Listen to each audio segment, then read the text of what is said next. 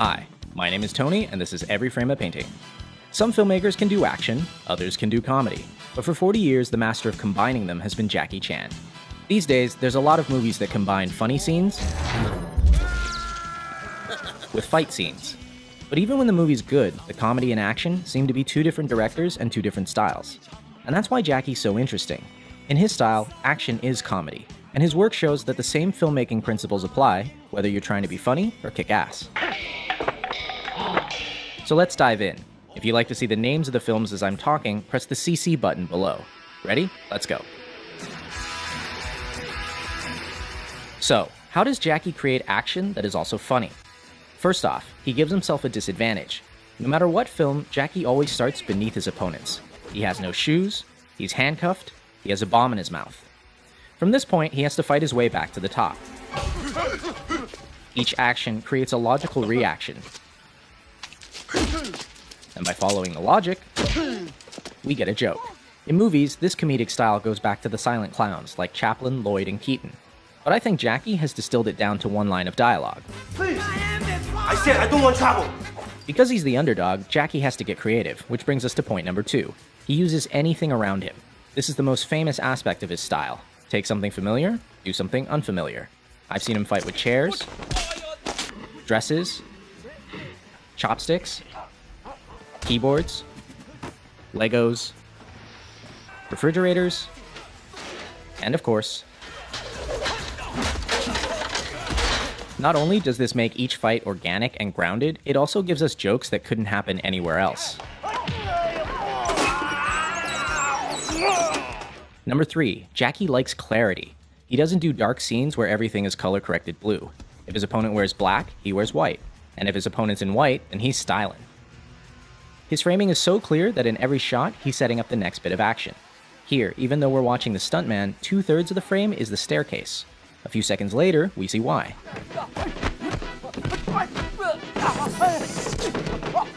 He keeps things clear by rarely using handheld or dolly moves. Like an American movie, you can see there's a lot of movement. When the camera angle movement, that means the actor, they don't know how to fight.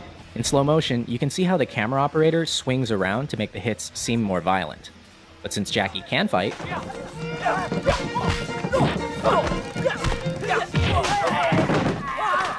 I never move my camera. Always steady, wide angle. Let him see I jumping down, I do the flip, I do the fall. When you shoot this way, everything looks more impressive because action and reaction are in the same frame. Notice how you can always see Jackie, the car, and the wall at the same time. But a similar stunt from Rush Hour 3 never includes all of the elements in the same shot, and it doesn't work. The same principle applies to comedy. This shot, directed by Sammo Hung, shows us the punch, the bad guy's face, and Jackie's face all in one. Now check out the same gag in Shanghai Noon. Here, action and reaction are separate shots. It kinda works, but not nearly as well. Why don't more directors do this? Because of number 5. They don't have enough time. Jackie is a perfectionist, willing to do as many takes as necessary to get it right. And in Hong Kong, he's supported by the studio, which gives him months to shoot a fight. And the most difficult thing is when I throw the fan and coming back, more than 120 tick. Those kind of scenes, oh, Jackie, good. It's not good. You can do it. Except, do you have the patience or not? When I rewatch his work, these little things are the ones I'm most impressed by. He doesn't need to do them and they eat into his budget, but he still does them because he wants to. And it's that going above and beyond that I respect and admire. But in America, they don't allow you to do that, because money just poof. And his American work is missing something else. And there's a rhythm also into the way that the shots are performed and also the way they're edited. And Jackie said something very interesting that, that the audience don't know the rhythm's there until it's not there. Jackie's fight scenes have a distinct musical rhythm, a timing he works out on set with the performers. Ready, action! Stay where you are! Stay where you are, don't chase me! Boom, boom! Then, boom! See? Everybody looks good. Even experienced martial artists have trouble with it.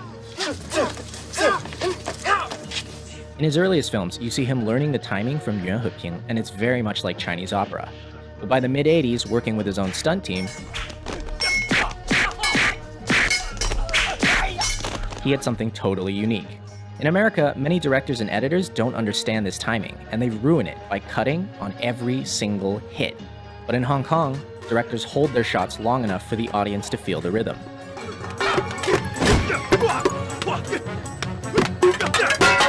The most important part is editing. And most of the directors, they don't know how to editing. Even the stunt coordinator, they don't know how to editing. Hong Kong directors like Jackie and Sammo cut a particular way. In the first shot, you hit your opponent in the wide. In the second shot, you get a nice close-up. But when you cut the shots together, you don't match continuity. At the end of shot 1, the elbow is here. At the beginning of shot 2, it's all the way back here. These 3 frames are for the audience's eyes to register the new shot, and they make all the difference. I'm start from here, here.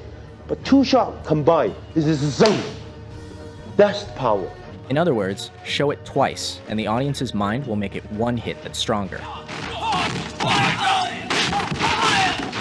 By contrast, modern American editing doesn't show the hit at all. At the end of shot 1, the leg is here. At the beginning of shot 2, it's in the same place, going backwards.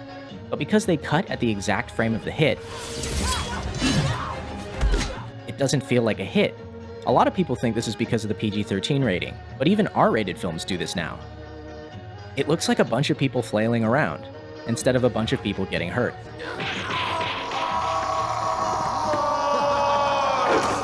Ouch! Which brings us to number 8, Pain. Unlike a lot of action stars who try to look invincible, Jackie gets hurt. A lot. Half the fun of his work is that not only are the stunts impressive,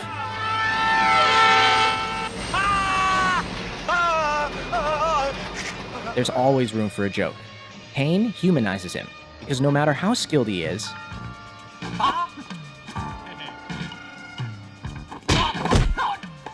he still gets smacked in the face. In fact, Jackie's face may actually be his greatest asset. Many times the look he gives is all it takes to sell a joke, like when he does an entire fight holding a chicken. Or dressed as Chun-Li. And last, Jackie's style always ends with a real payoff for the audience. By fighting his way from the bottom, he earns the right to a spectacular finish.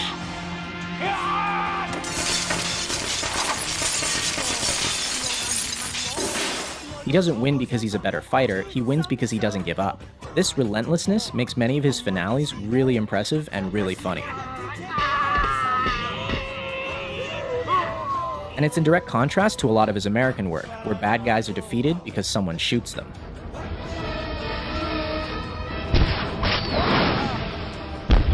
Come on! But most of all, I think Jackie's style proves something. Action and comedy aren't that different. In both genres, we want to see our best performers. And I think a lot of modern action directors are failing completely. These actors are skilled artists, some of the best in the world. Why are the directors so unskilled? Why am I paying money to not see the action? Whatever you do the best you can, because the film live forever. No, because you know that they're raining and the actor don't have time. I said, would you go to every theater to tell the audience? No, the audience see on the theater, good movie, bad movie, that's all. Exactly. This work will last. And on that note, I leave you with the greatest death scene in film history.